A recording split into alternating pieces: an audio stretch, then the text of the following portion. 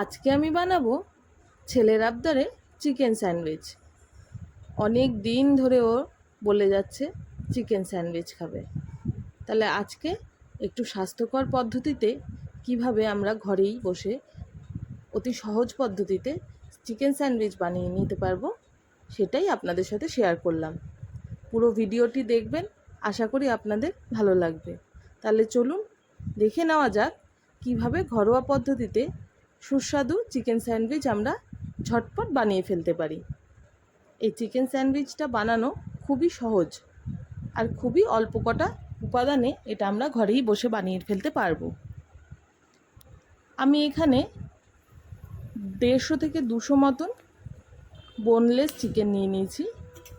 এটাকে আমি ভালো করে বয়েল করে নেব। এখানে আমি কোনো নুন অ্যাড করিনি।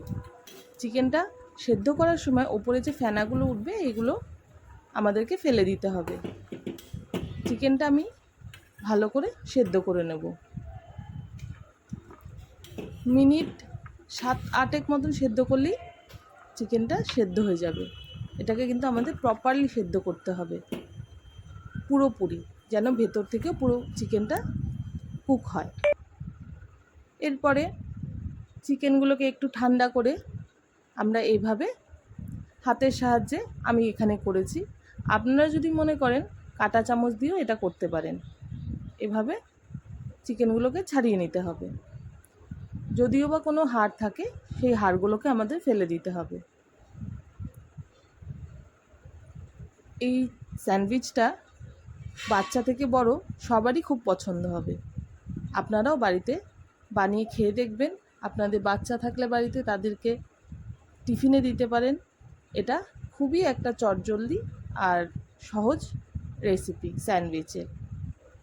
চিকেনগুলো ছাড়িয়ে নিয়ে তার মধ্যে পেঁয়াজ কুচো করে রেখেছিলাম। যতটা মিহিন পারবেন পেঁয়াজটা ততটা কুচি করবেন।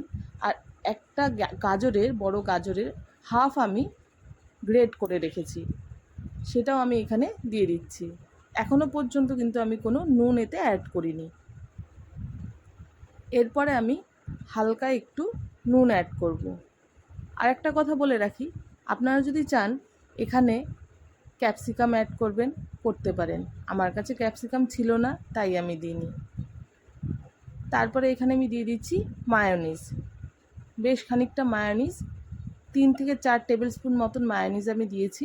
আপনারা চাইলে কম বেশি দুটোই করতে পারেন। যেহেতু আমি ছেলের জন্য করছি, একটু মায়োনিজটা আমি বেশিই দিয়েছি। আর দিয়ে দিলাম ক্রাশ করা গোলমরিচ। এগুলোকে খুব ভালো করে চামচের সাহায্যে আমার মাখিয়ে নিতে হবে। ব্যাস, তাহলেই আমার স্যান্ডউইচের পুরটা রেডি হয়ে গেল। খুব বেশি হলে ঘড়ি ধরে যদি আপনারা করেন 10 থেকে 15 মিনিট আপনাদের লাগবে এই স্যান্ডউইচটা বানাতে। অতি অবশ্যই ঘরে বানিয়ে বাচ্চাদেরকেও খাওয়াবেন আর নিজেরাও খাবেন। খুব ভালো করে এই মিশ্রণটাকে আমাদের মেখে নিতে হবে। এই যে এভাবে, যেন খুব পাতলা না হয়। মায়োনিজ আর এইগুলো দিলে কোনো জল দেবেন না এর মধ্যে। এরপরে আমি এখানে নিয়েছি মাল্টিগ্রেন ব্রেড। আপনারা চাইলে সাদা ব্রেডও নিতে পারেন। এখানে মিশ্রণটা ভালো করে ছড়িয়ে দেব। আমি বেশি বেশি করে মিশ্রণ দিয়ে, চিকেনের যে মিশ্রণটা দিয়ে, তাতে যখন খাবো আমরা এর টেস্টটা খুব ভালো লাগবে। ওপর থেকে একটা করে ব্রেড চাপা দিয়ে দিলাম। এরপরে বাটার নিয়ে দুটো ব্রেডের এপিট ওপিট ভালো করে লাগিয়ে দেবো। এদিকে বাটারটা আমার ফ্রিজে ছিল বলে একটু জমে গেছে, কোনো অসুবিধে নেই। এখানে আমি প্যান বসিয়ে দিয়েছি। প্যানে আমি অল্প একটু বাটার দিয়ে দিলাম। বাটার দিয়ে এবার আমি একটা একটা করে স্যান্ডউইচ দুদিক ওলট পালট করে সেঁকে নেব। বেশ লাল লাল করে সেঁকবেন। আপনাদের কারোর কাছে যদি গ্রিলার থাকে সেতেও আপনারা করতে পারেন। স্যান্ডউইচ মেকার থাকলে তার মধ্যেও দিয়ে দিতে পারেন। মোট কথা দুদিকটা ভালো করে আমাদের সেঁকা হলে একটু ক্রিস্পি ক্রাঞ্চি ভাব আসবে, খেতে আরও ভালো লাগবে। মায়োনিজ তো এমনিই বাচ্চাদের একটা প্রিয় খাবারের মধ্যে পড়ে। আপনারা বাড়িতে এটা ট্রাই করে দেখবেন, আশা করি খুব ভালো লাগবে। একবার করলে আর একবার বলবে যে মা ওই স্যান্ডউইচটা করে দাও। ব্যাস, দুদিক শেখা হয়ে গেল। এভাবে আমি আমার সমস্ত স্যান্ডউইচগুলো এপিট ওপিট করে সেঁকে নেব।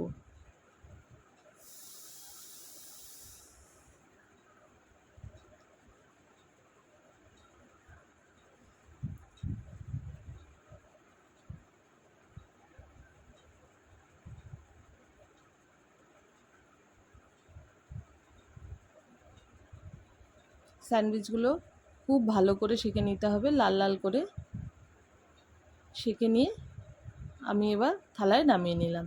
ব্যাস, আমার চিকেন স্যান্ডউইচ রেডি। এইবার মাঝখান থেকে কেটে সুন্দর করে সস দিয়ে, যে যে সসটা খেতে আপনারা পছন্দ করেন বা আপনাদের বাচ্চারা পছন্দ করে সেটা দিয়ে সার্ভ করবেন। ম্যাক্সিমামই এটা টমেটো সস দিই